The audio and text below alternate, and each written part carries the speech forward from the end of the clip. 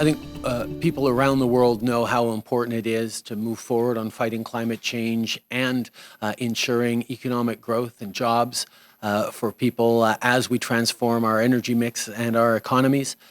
It is a welcome sign that the new president-elect has indicated that climate change is a top priority of his. Prime Minister Justin Trudeau congratulating U.S. President-elect Joe Biden on his win over the weekend. The two spoke on the phone earlier today.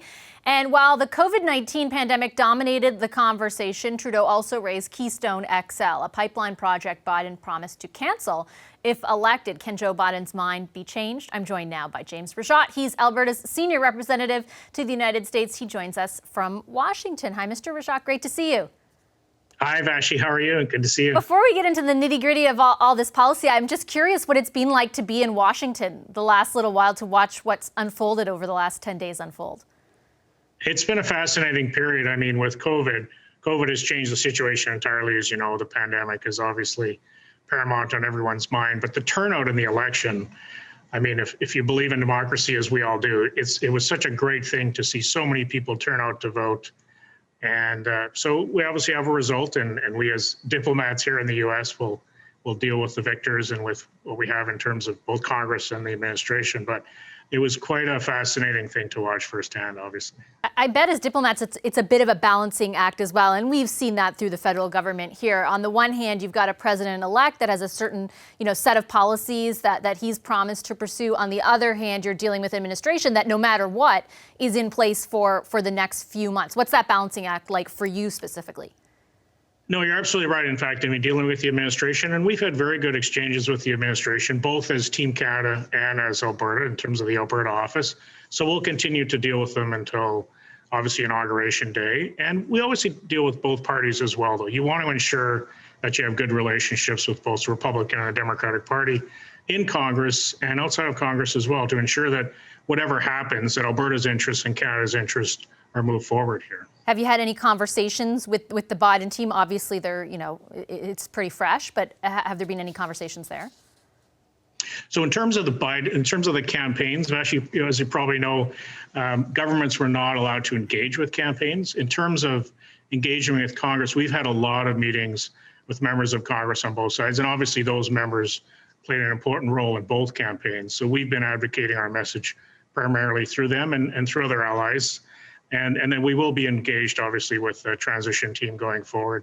But as you said, sort of at the same time, continuing to engage with the current administration, some of whom in certain departments obviously carry over between administrations of different parties. As far as the suite of policies that I referred to that Joe Biden is proposing, there's a couple ones that could have a huge impact on Canada. Trade is a given no matter what, because he's talked a lot about Buy American and not talking about steel tariffs or anything like that, but certainly there's a protectionist vein there to a certain degree. And then he's also promised to rescind the presidential permit on Keystone. If you had to name one priority for that, your dealings with that administration, that future administration, is it Keystone or what is it? Well, I would name the two you just named, actually, in terms of Buy American, because trade, Alberta exports about $120 billion to the United States every year. So trade is massively important for our province. It's very important, obviously, for the whole country. So any terms of protectionist measures like Buy American, and you mentioned the tariffs that we saw previously on aluminum and steel, we obviously don't want to see that. We want to see USMCA continue to be implemented going forward. And we want to see if there's any Buy American, we want to see sort of a Buy North American. Right. If we want to return supply chains, let's do that to North America. But Keystone XL is obviously a huge importance to the province. The Alberta government is an equity partner in the project itself.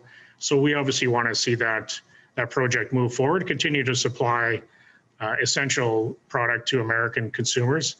And we believe we have a good story to tell both on the project itself and in terms of energy, environment, and climate change policies from a North American perspective. The interesting part when it comes to KXL and the trade stuff, like obviously what happened in the Senate and Congress wasn't exactly what the pollsters predicted, but in a way that will work to sort of mute to a certain degree some of the things that Joe Biden said he wanted to pursue, especially when it comes to trade, for example. But on KXL, it's a presidential permit. Congress and Senate probably won't have the same kind of leverage with him on that. Is that something that you're taking into account, or is that worrying you? It is a presidential permit, but as you know, in Washington here, Vashi, I mean, there's so many, political power here is so dispersed. There's so many different players here which have political power, which will have influence. We'll have to see what happens with the Senate. We have the 2 Georgia runoff elections on January 5th. We'll see what happens, whether the Republicans retain the majority, whether it switches over to Democrat. But I think you're right. There was a real, I think, moderate sense of this election. It was a close election in many ways. And so I think you're going to see strong, moderate, centrist advocates from both parties sort of try to work together and forge some common policies. So you're absolutely right. While it is a presidential permit, we'll be working with the transition team, the administration, obviously, on that issue. We have to make sure we work with members of Congress and others in terms of ensuring that the project go forward.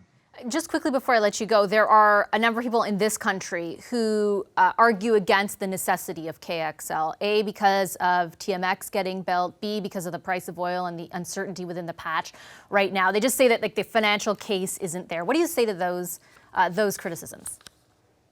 I would say if you look at the American market, the refineries require heavy crude, and that heavy crude will be supplied either by Canada with our high environment social governance standards, or it will be supplied by other countries like Venezuela, which frankly have a dwindling supply in terms of that region. So it is advantageous, I would argue, for us as a nation and certainly as a province for this project to go forward to supply what will be, when it's completed, over 800,000 barrels down there.